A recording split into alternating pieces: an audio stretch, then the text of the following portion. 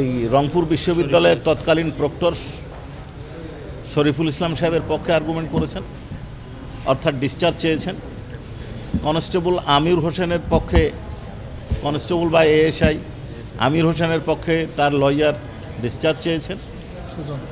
আর সুজন চন্দ্র রায়ের পক্ষে তার লয়ার ডিসচার্জ চেয়েছেন। আর ইমরান চৌধুরী আকাশ ছাত্রলীগ নেতা, তার পক্ষে ডিসচার্জ চাওয়া হয়েছে। তারা তাদের বক্তব্য উপস্থাপন করেছেন। তারা তাদের বক্তব্যে বলেছেন যে শেখ হাসিনার সাথে কারো যোগাযোগ কিভাবে হলো। তারপরে প্রক্টর সাহেব বলেছেন যে তিনার দায়িত্ব, প্রক্টোরিয়াল দায়িত্ব, বিশ্ববিদ্যালয়ের দায়িত্ব, পুলিশের তার উপর কমান্ড নাই। এই ধরনের বক্তব্য তারা দিয়েছেন। আমরা প্রত্যেকজন আসামি পক্ষের যারা আছেন তাদের স্টেট ডিফেন্স এবং উপস্থিত অন্য আসামি তাদের বক্তব্য উপস্থাপন করার পরে আমরা রিপ্লাই দেব। আমরা আগেও বলেছি, এখনও বলছি যে আমরা আমাদের তদন্তকারী কর্মকর্তা থরো ইনভেস্টিগেশন করেছেন। ইনভেস্টিগেশন করার পর রিপোর্ট দাখিল করেছেন। সেই ইনভেস্টিগেশনের রিপোর্টের উপর ভিত্তি করে আমরা ফর্মাল চার্জ দাখিল করেছি। আমাদের ভিডিও ফুটেজ আছে, সিসি ক্যামেরা আছে, সিডিআর আছে, আমাদের কাছে যথেষ্ট ডকুমেন্ট আছে এবং চার্জ গঠন না হওয়ার মতো কোনো উপাদান আছে বলে আমরা মনে করি না। অবশ্যই চার্জ হবে, এটা আমরা দৃঢ়তার সাথে বিশ্বাস করি। তারপরে এই সিদ্ধান্তটা সম্পূর্ণ ট্রাইব্যুনালের এখতিয়ার, শুনানির পরে ওনারা আদেশ দিতেন। জি জি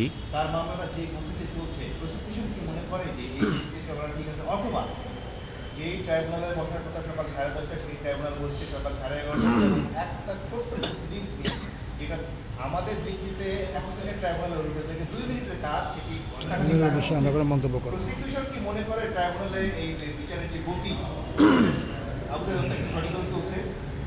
আমরা দৃঢ়তার সাথে বিশ্বাস করি যে আমাদের ইনভেস্টিগেশন সঠিক পদ্ধতিতে চলেছে, সঠিক নিয়ম মেনেই ফর্মাল চার্জ দাখিল করা হয়েছে এবং আমরা নিয়ম মেনে চার্জ হিয়ারিং করছি। ট্রাইব্যুনাল কোনো কারণে একদিন দেরিতে বসতে পারেন। আমার দৃঢ় বিশ্বাস যে ট্রাইব্যুনাল ঠিকভাবেই কাজ করছেন এবং সেইভাবে কাজ করে যাবেন।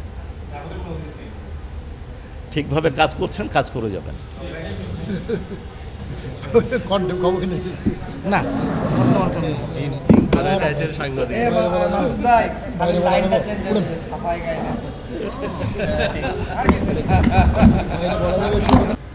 বেগম রোকেয়া বিশ্ববিদ্যালয়, তার পক্ষে আজকে দাঁড়িয়েছি। আজকে আমি মৌখিকভাবে ডিসচার্জ পিটিশন হিয়ারিং করেছি, আমি কোনো রিটেন দেইনি। আর এই মামলাটি যেহেতু অনেক বড় মামলা, ক্রাইম এগেনস্ট হিউম্যানিটির, তো আমি জানি যে এটা শুধুমাত্র কিছু ডিসক্লোজ করেছি, কিছু ঘটনা আমি ডিসক্লোজ করেছি মাত্র, আর কিছু না। তবে আমি আস্থাশীল যে মামলা এই শরীফুল ইসলাম যদি প্রপার ট্রায়াল অবশ্যই হবে, সেই ট্রায়ালের ভেতর দিয়ে শরীফুল ইসলাম মুক্ত হবেন বলে আমি আশা করি। ওকে, তিনটি পয়েন্ট এনেছিলেন। প্রথম পয়েন্ট হলো যে সেদিন ওই ঘটনার পরে আবু সাইদের ভাই একটি মামলা করেছিল, যেটি জিআর মামলা পরবর্তী কনভার্ট করে সিআরে নিয়ে যাওয়া হয়। সিআরে নিয়ে যাওয়া হয়। সেই কনভার্টে তার নাম ছিল না, আপনার আসামি নাম, কিন্তু আপনি বলতে চাইছেন ট্রাইব্যুনাল বলছে এগুলো যদি আপনি বলতে চান তাহলে পরবর্তীতে বলবেন। আপনি বলতে চাইছিলেন কি ছিল? প্লিজ, কোর্ট রুমের এজলাসের ভেতরের কথা আমি এটা পাবলিকলি এই মুহূর্তে বলবো না। এটা অবশ্যই আমার এটা নৈতিকতা বিবর্জিত একটা কাজ হয়ে যাবে, যেটি আমি করতে পারি না। এটা সাবজুডিস ম্যাটার।